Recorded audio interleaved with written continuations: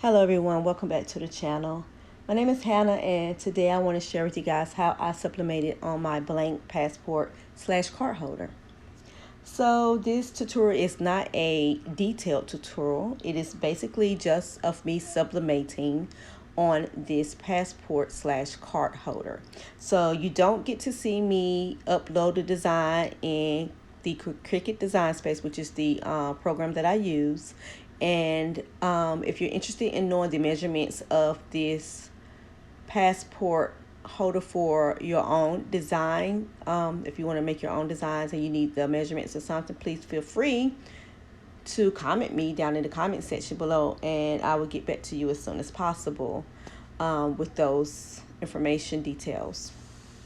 So I chose this design that I got from Etsy, and I added a couple of little wordings to it because it didn't come with those words or anything, but I got it off of Etsy, and I printed it on my sublimation printer after I took two of the pictures that I knew I needed for the front and the back. And I pretty much just, because I wanted to do, you know how when, let me see, how can I say this? You know how when you open and close the book and it's got that little, the back ridge or the little narrow piece right there that separates the back from the front.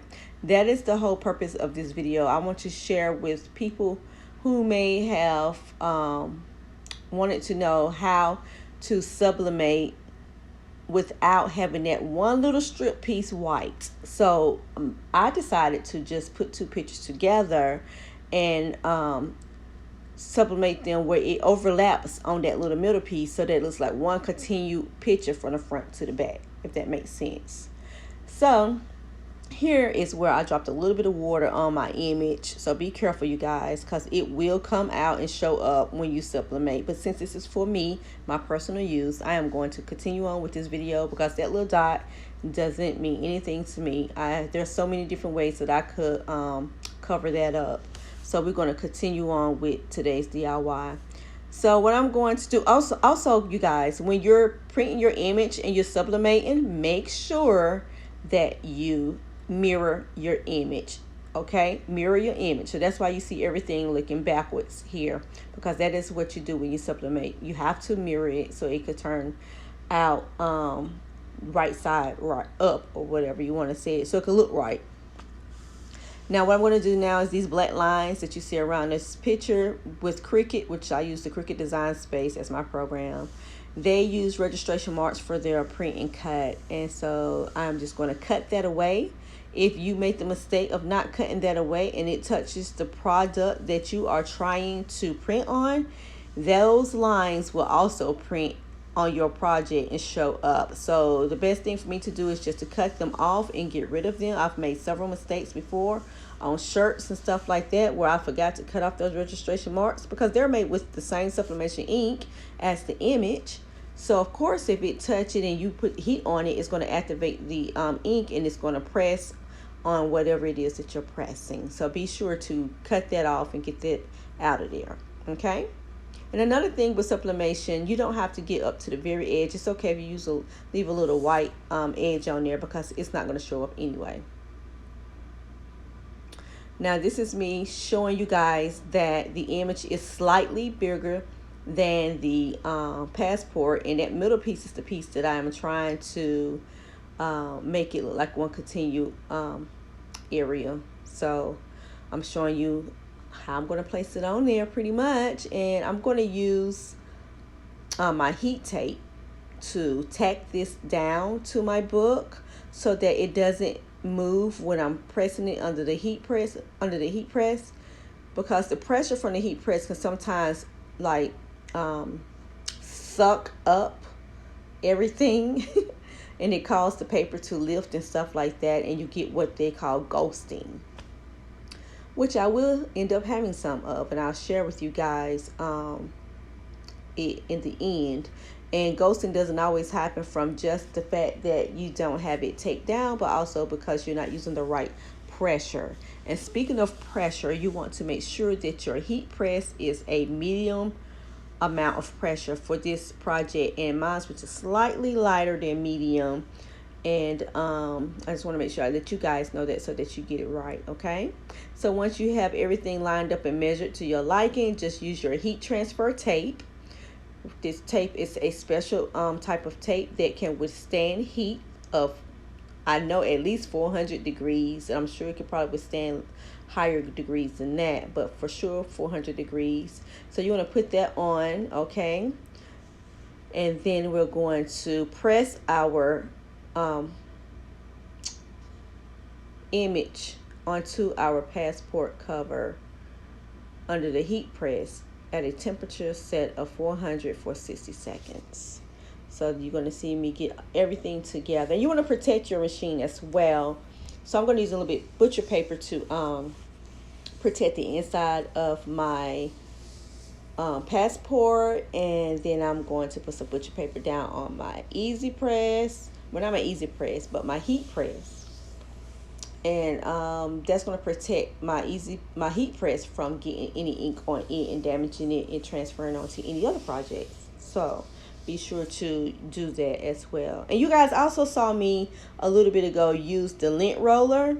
I use the lint roller on anything that's white when I'm sublimating, because little ink, little lint particles and stuff like that that's on product, when you print in sublimation ink, it literally will show up like a bluish color or something like that. So I always try to use a lint roller to kind of like remove any excess little particles or stuff like that that may be present that we may not see.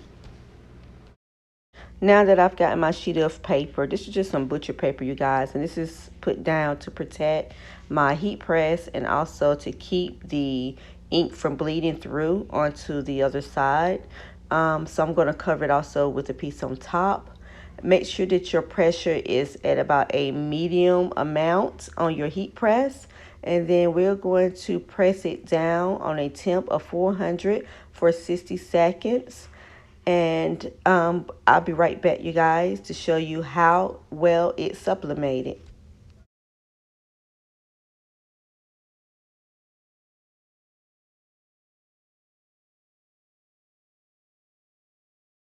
Okay, so it is now done. So I'm going to remove it from the heat press, and I'm going to show you guys. If you can see, I don't know how well you can see, but if I get in a little bit, you can see the image kind of come through on the paper, like right here.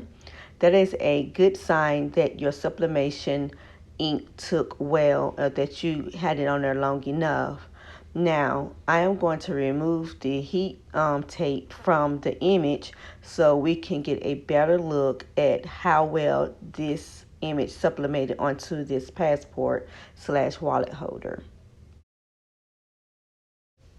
Yeah, I know I have a lot of paper on here, you guys. I also wanted to protect the inside of the passport cover. I didn't want that elastic band to melt or the inside to melt because it is made of a different kind of material.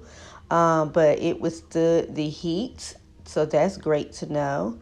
And this is what it looks like. I'm just going to remove it. You see, this is what your paper will look even more dull after you've pressed with it. And this is the continued look that I was going for. Now, right here, what I'm pointing out is where I've had a little bit of ghosting because my pressure wasn't correct. I didn't have enough pressure. As you can see, the coloring isn't as vibrant as it is on the other side, and that's because it wasn't enough pressure on it on that side. So be sure to make sure that you're using the correct amount of pressure for your images. But this right here, this ridge, is exactly how I wanted it to look. I wanted it not to have any line of demarcations. And so, yeah, and this is the little water spot, you guys, I was telling you about. So if you spill it, it will come out like a white blank area. But yeah, I really love how it turned out. Very cute. It's for me. So yeah, I think I'm going to add some rhinestones to it, and I can insert an image of that. Thank you guys for watching. Don't forget to like, comment, share, and subscribe. Oh, and also, if you have a moment, go over and check out my Etsy shop at www.etsy.com/shop/ Glamazon Design Shop, SHOPPE. I will leave a link in the description box, so please go click on it and check it out. All right, you guys. Until next time, bye-bye.